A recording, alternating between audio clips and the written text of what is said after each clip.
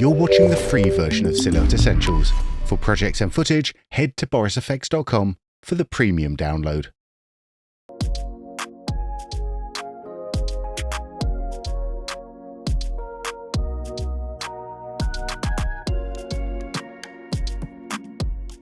Here I will show you how to use the Silhouette plugin in Nuke.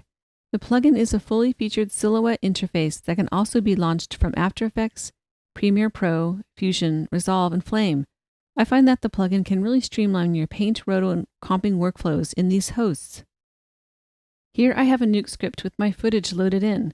To bring in the Silhouette plugin, I just click on the icon in the sidebar, or I can tab and bring it in that way. So I'll hook up the input to my plate and double click to open up the interface.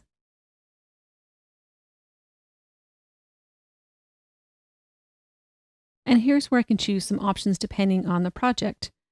I'm going to choose a paint project. I'm going to change the float depth to 8 since our plates are 8-bit. And I'm going to click Create Project. And here's where I am prompted to save the project, but I'm just going to cancel out because I'm going to bring in my already existing project for the class demo. And we'll just quit out of this. So now I'll open up my final project here.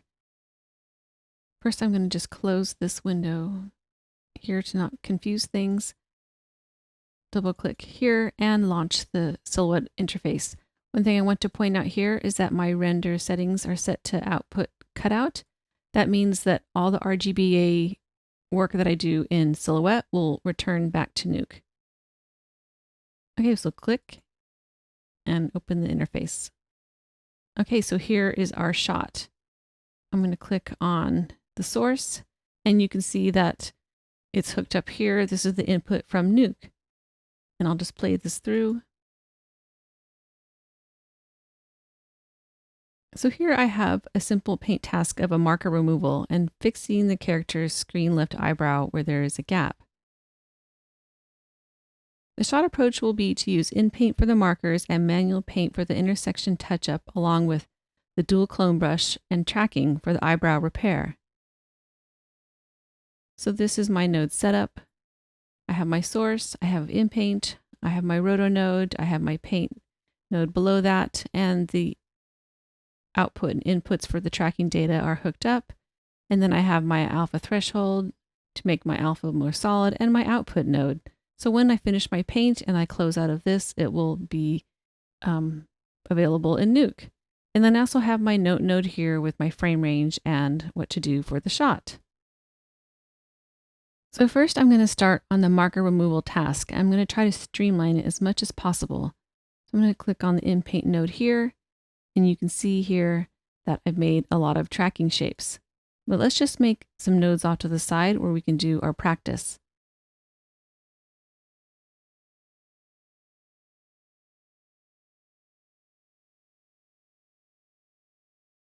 Okay, now we have a fresh in-paint node. And we'll just cast the shot through. So I'm going to try to track all these markers at the same time.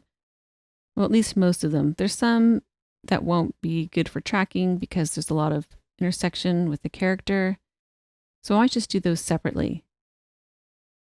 So I'm going to make my viewer just a little bit bigger here. And then just zoom in a little bit so I can see the borders. And I'm going to make my shapes where I can see as many markers as possible. So I'm just going to start making shapes around the tracking markers. And we'll click 2. It's going to track in the foreground and we can see the marker.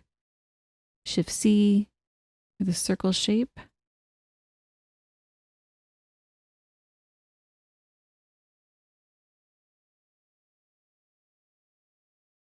Okay, I'm just going to scrub through real quick. Just taking a look at this marker here. Yeah, so I think I'm going to do that one separately.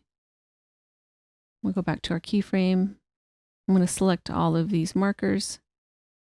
Shift select. I'll go to the Mocha tracker, Shift T. I'm just going to use translation and track forwards. And now backwards. find our last keyframe.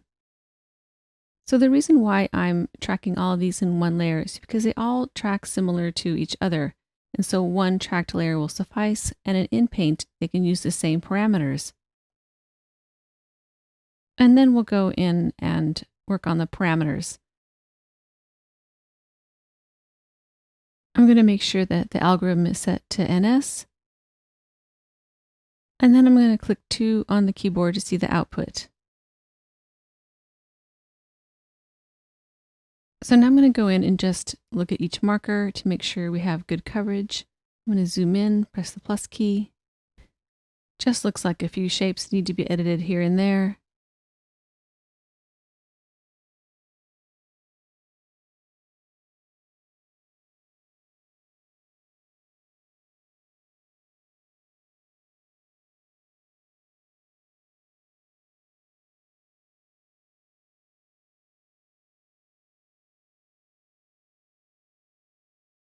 And then I missed a marker over on the bottom screen left. I'm just going to duplicate an existing marker from above. And I'll just multi-frame and move it down below.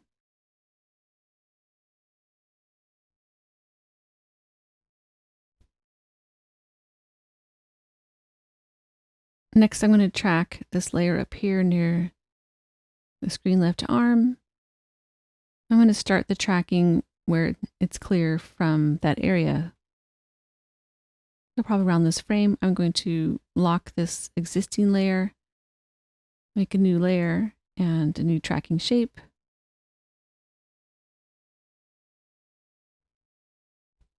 Press 2. Go to the Tracker tab and track forwards.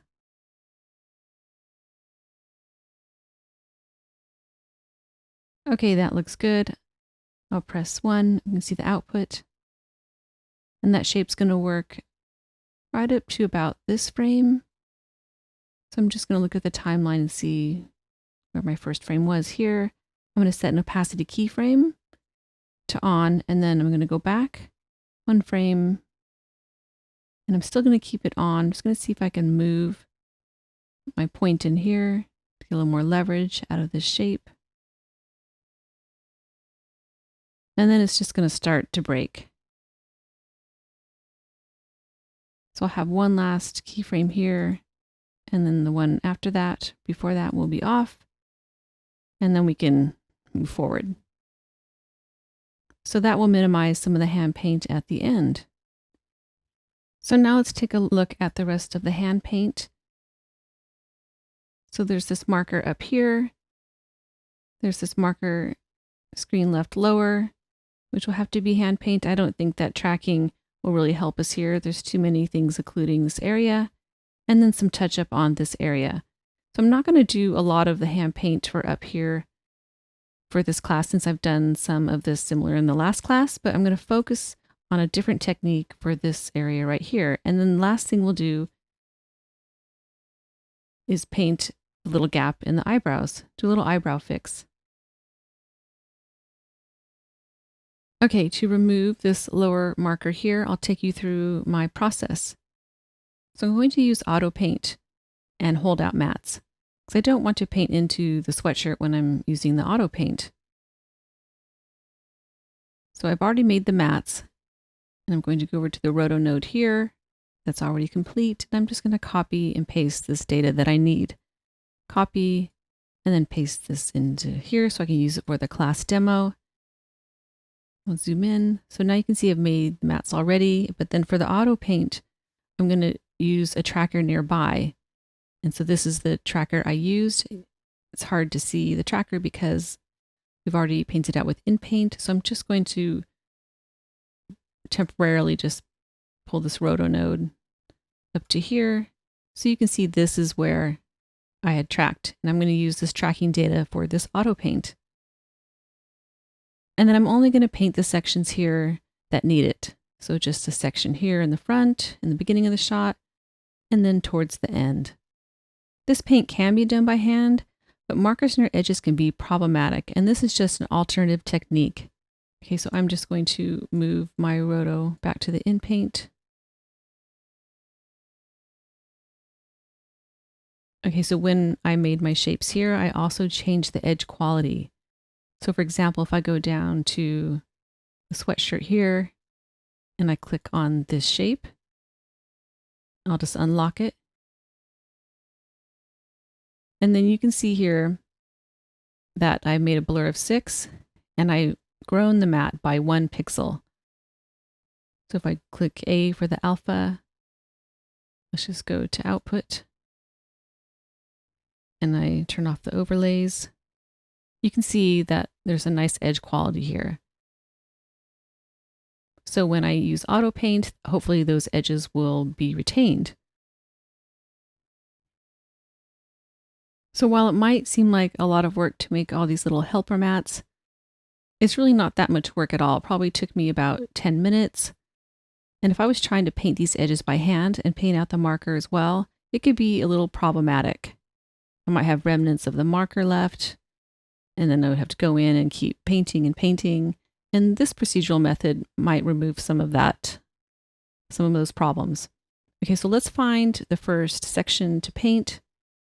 Probably going to start around this frame here. And then I'll go up to where you can't see it anymore. All right, so I'm going to go to the paint node here. And we'll start around this frame. So I'm going to go to auto paint. I'm going to do custom.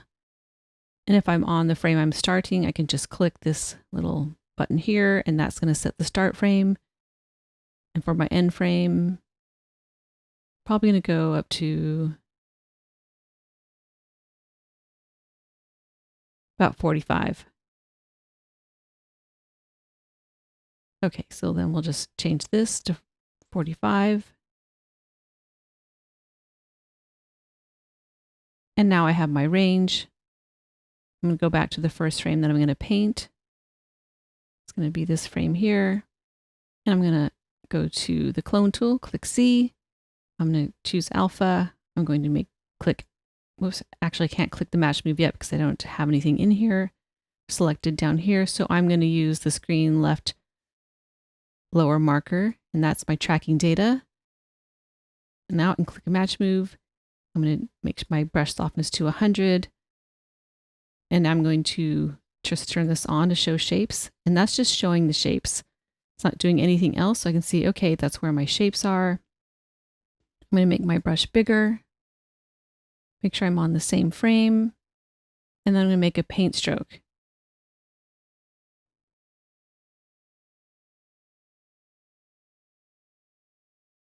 But you see, I'm going into the sweatshirt and I don't want that. So I have to change this behavior down here. Click Obey Alpha and invert the alpha. And now let's try that again. So then when I paint, I'm not painting into the sweatshirt. And then I'm going to choose these paint strokes here, and I'm going to click play. So now the paint strokes are playing back with the tracking data. So that looks like it painted it out pretty well. There could be some touch-ups here and there, but for the class demo, this will suffice. And I can show you my final later. I can even make additional paint strokes if I feel like I need to. Let's check the green channel, Alt-G. And I might just make one more paint stroke to remove a little bit more of that marker. And I'm just going to take this down to 50%.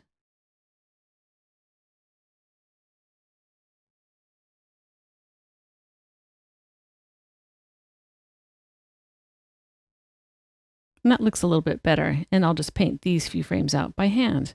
And let's go to the second section.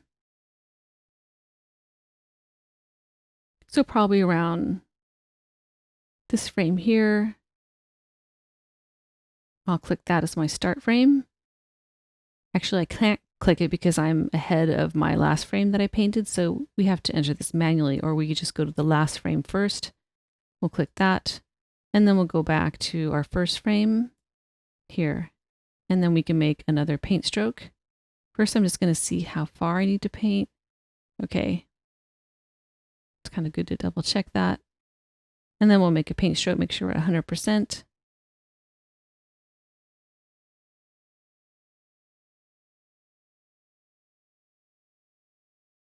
And we'll paint that through.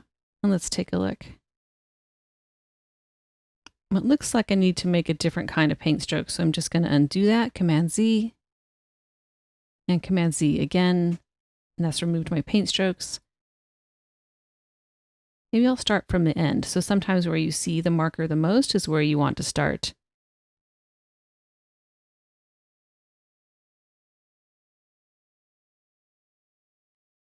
And then we play. Okay, then that is all done. So that's a really handy way, an alternative way to paint out markers or to use mass as a holdout when painting.